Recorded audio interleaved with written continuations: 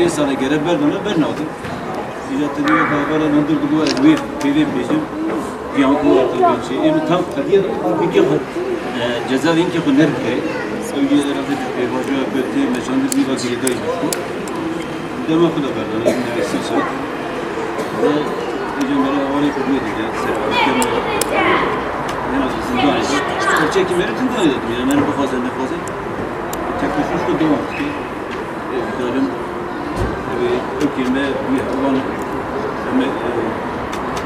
kedako meda kedako şeydeme kuyna valla ne var ki ona bir peşoziye ve yemediler ne kadar sema iski bugün öyle bir ses mesmet tamam ses yani